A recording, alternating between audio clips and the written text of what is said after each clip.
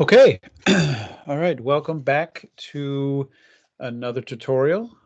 Today's tutorial 6. We got user inputs and outputs, okay? Go ahead and create a new script. Bring it over here. And let's copy the header, okay? All right, so this script provides you with basic knowledge in user interfaces or user-defined inputs, display results to the command window, and we already did Excel reading, okay? Boom. All right, made this one, and this is actually my second video for today. Oops, yep. So again, Happy New Year. Get rid of this. All right, so let's go ahead and start. Okay, so user define inputs.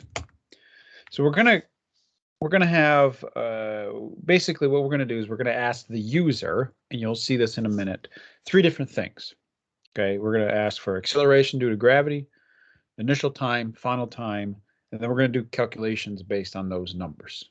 Okay, so what we're gonna do is find the position of an object falling. Okay, so input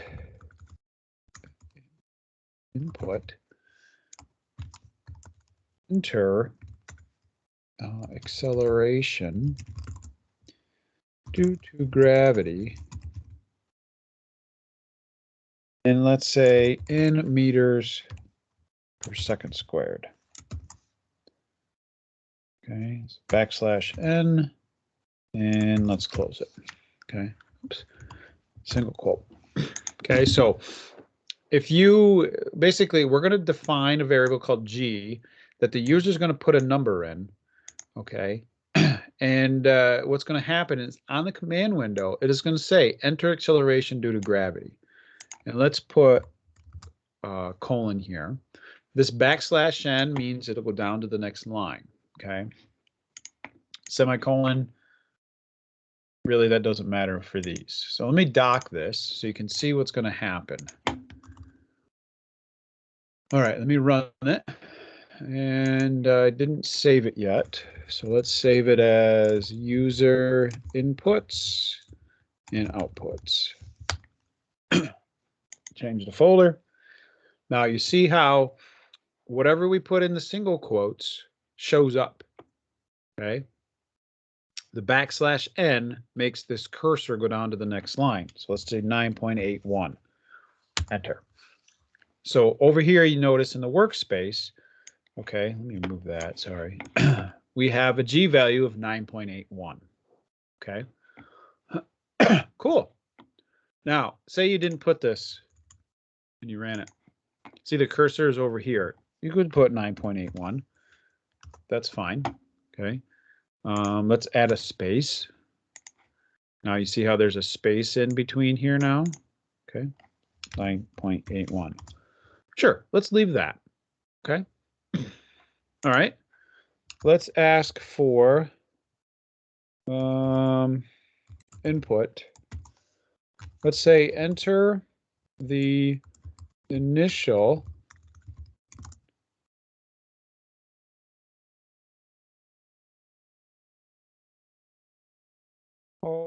let's say, do we want initial or do we want starting? Let's say starting. Enter the starting time. We'll put in seconds. That makes more sense for right now. Quotation, space bar, single quote. Okay. And then let's say enter the final time in seconds. And let's make sure that they understand that seconds, not S. Quotation or colon, space, single quote. Where'd the space go? Okay. I don't think you need semicolons, but well, I think, yeah, you do, because if you don't, I'll show you, it'll actually spit out that. Okay. Let's go ahead and run it. So it's going to ask us 9.81 enter the starting time, 0, final time, 23. So now we've defined, the user has defined 3 numbers that we want to put in there, okay?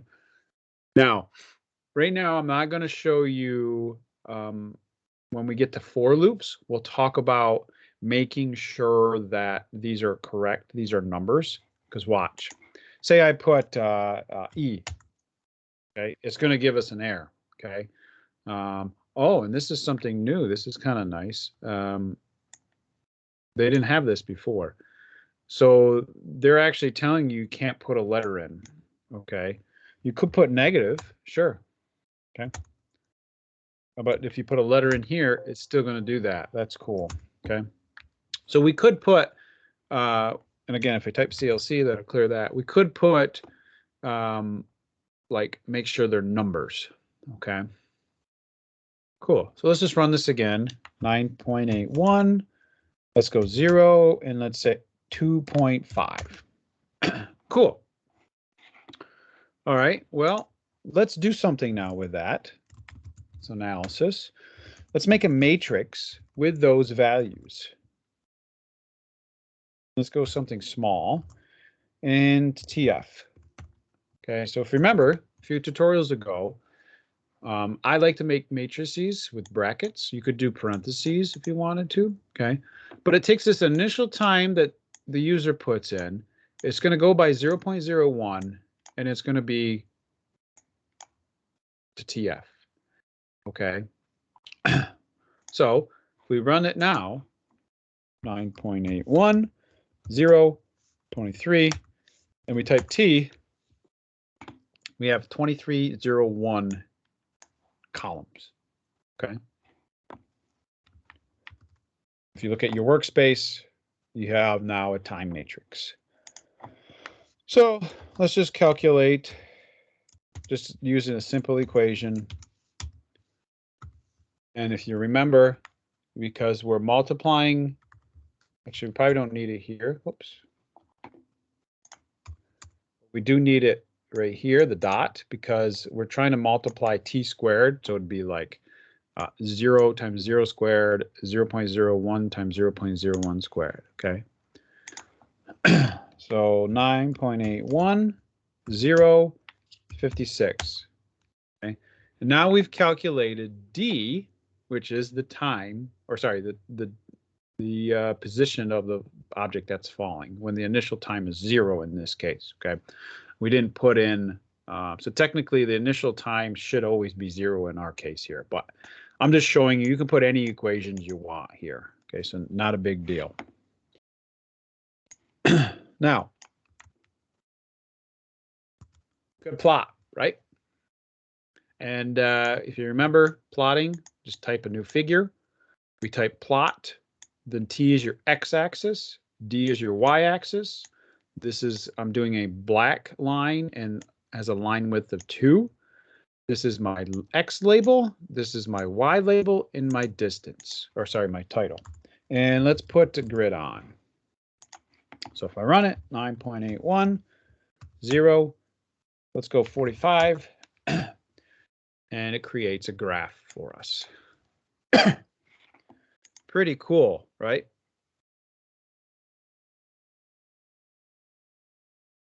Okay, all right.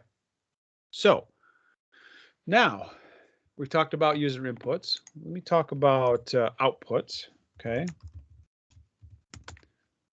And what I'm going to do first is I'm going to show you a little trick here. I'm gonna do this, and we're going to talk about it. And I need to fix something.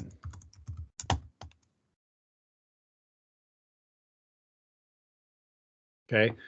Now I'm going to comment these 3. So if I highlight, hit Control R, Matlab won't read those. And I'm going to hardwire the numbers in so I don't have to keep asking the user yet, okay? My initial time is 0. TF, let's make it 300, okay? So I just like to hardwire these in first to make sure I don't have to keep typing those in because it takes forever, okay? because what I want to show you is this little trick. Say you want to find the time when the distance is close to or pretty much 100. Okay. All right. So we're looking at the calculation, and we want to find the time when the distance is 100. Okay. So what you're going to do is you're going to do this on the left. This is called junk, and I'll tell you what that value is in here in a second. And this is what I call I location, I lock. Okay. Equals min, okay, parenthesis, the absolute value. So what I'm doing is D is a matrix, right? And I'm subtracting that matrix that I calculated by 100. I'm taking the absolute value, okay, and I'm finding the minimum of that, okay? So for example, if your matrix and you have 100 exactly, well, this is 100 minus 100, this is 0. This is going to be basically the minimum value, okay? So let's make it smaller. Let's go by ones. Whoops. Hitting the wrong button here. So you can see exactly what's happening here. And if I go 10, 5, go by ones. Let's just do 10. And let's say it's 10. Okay, we're going to try it. Let's see what D is. Perfect. Okay. So let's pick, we can pick 100. Cool. And I'll recap what I just did. So what I did is I just made my matrix smaller. Okay. So my time matrix is from 0 to 10 by ones. So there's 11 of them. Okay. So my D matrix is also 11. So at 1 second, D is 4.9. At 10 seconds, D is 490.5. Okay. So if we take D minus 100, copy that, paste it. Okay. It gives us minus 100, minus 95, minus 80, and so forth. Boom, boom, boom, to 390. Okay. That's what this is doing. Then I'm going to copy this section. Okay. Paste it. This just gives me the absolute value. Okay. Now I want to find the minimum of that, what I just did. The smallest value in this array, okay, which is going to be right here. Okay. 21.52. Okay. 21.52 is basically this right here. Okay. So over here, if I type junk, it's 21.52. Okay. Junk is basically the smallest number in that array that you just created. Okay. iLocation tells you the location in this matrix where this is the smallest. So 1, 2, 3, 4, 5. Okay. Now, we can figure out and say, well, what did I do here? The time of the location is TILOC. What time is that? Well, I'll copy here and I'll rerun the code for you. 4. So in our current setup that we have right now, at 4 seconds, it's going to be the value closest to 100. 78 point, right? 1, 2, 3, 4. Sorry.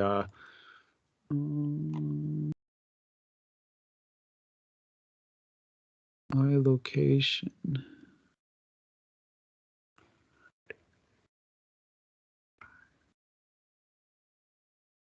Should be, oh, sorry, 5. Yeah. Yep. Okay. Yeah. Could be very confusing. It's the 5th one 2, 3, 4, 5 location, but it's a time of 4 seconds. 1, 2, 3, 4, 5. Okay.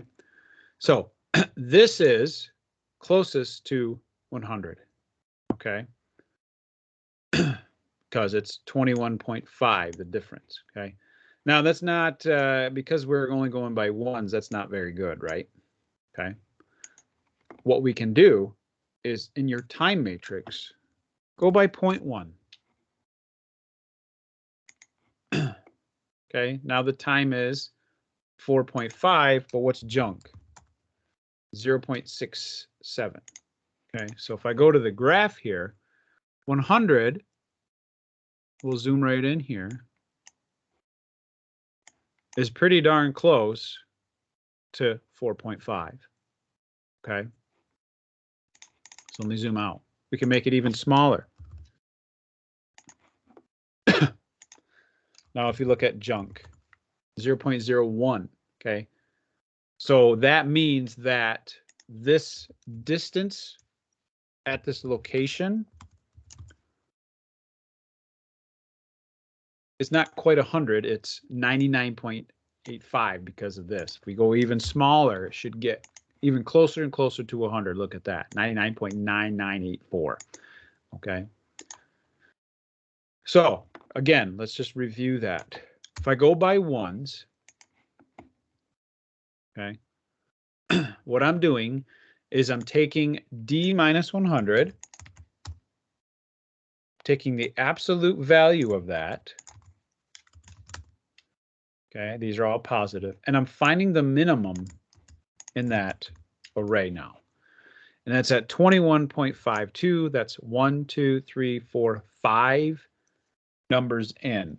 So if you type T and D, 1, 2, 3, 4, 5, that's at 4 seconds. 1, 2, 3, 4, 5. They're saying it's 78.48. Okay, which we know is we need to get smaller than that. Okay.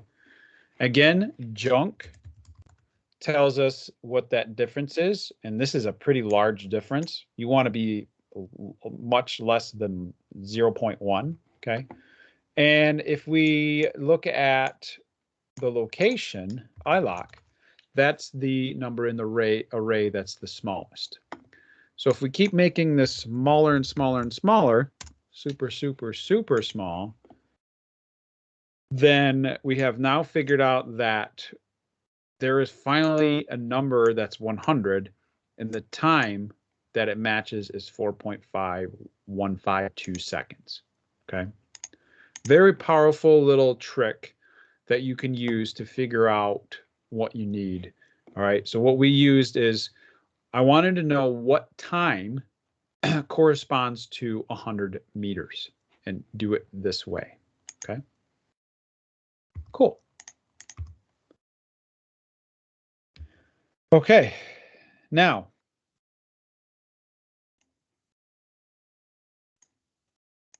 we can, sorry about that, get rid of that. We can display that number, and that's the reason why I'm trying to do it, two different ways. Okay.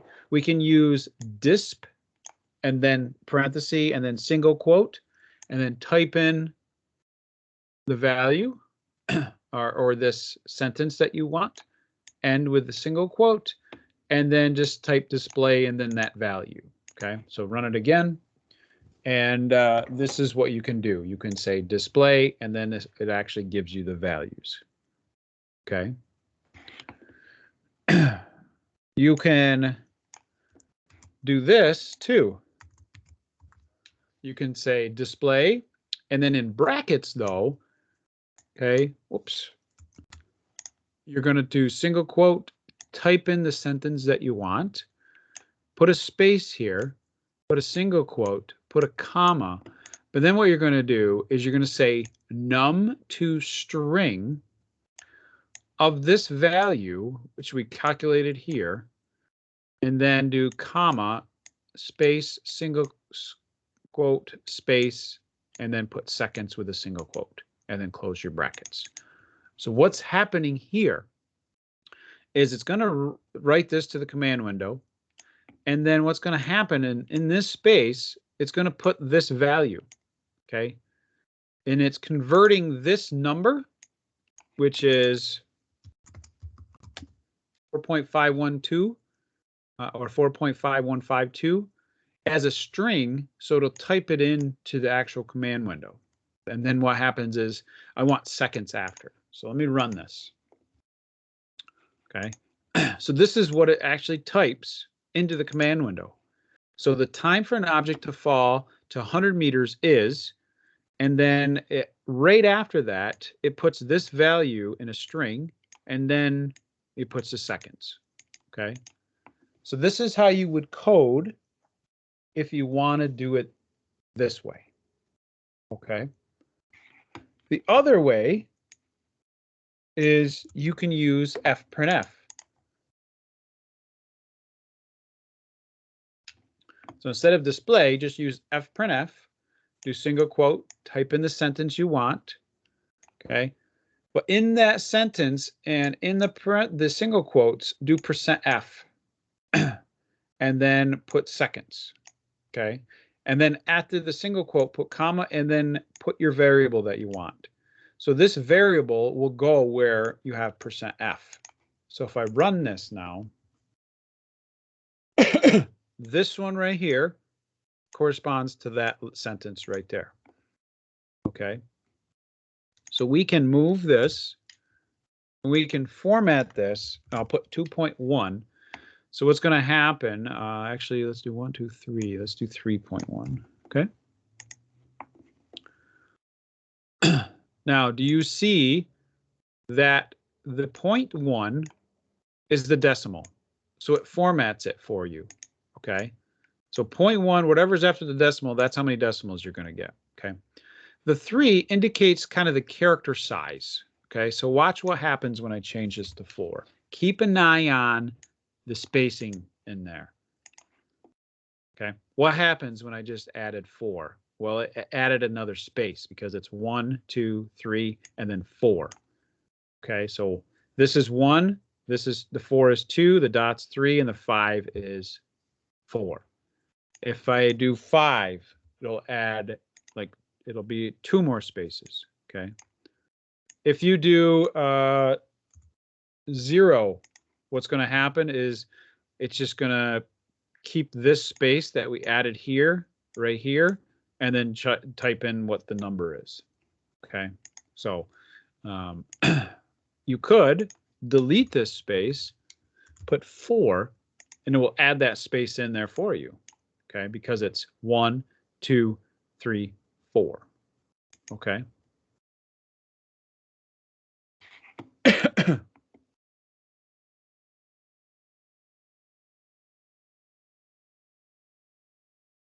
Cool. So in summary, there's a couple other things that I want to show you. Is you can use disp or fprintf to spit things to the command window. Okay, and it's more professional. I've kind of mentioned this before in another tutorial, and typically that's how we want to do that. Okay.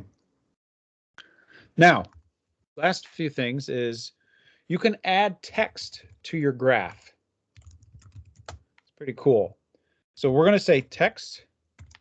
Let's say 5_300, comma, well, not underscore, comma, single quote. Sorry, let me fix this. So write text parenthesis 5,300, comma, single quote, d space equals 0.5 times t times, oops, let's do caret 2. Okay.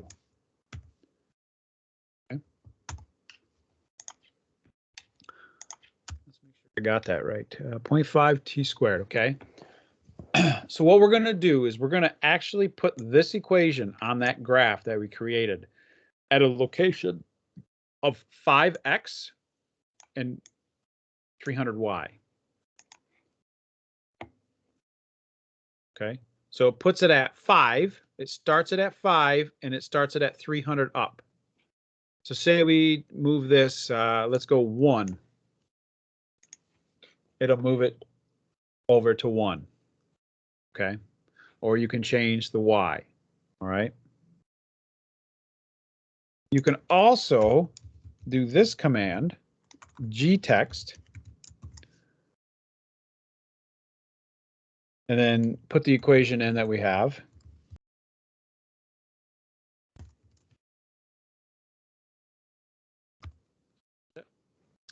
Now with gtext, what's going to happen is a crosshair will pop up on your graph now.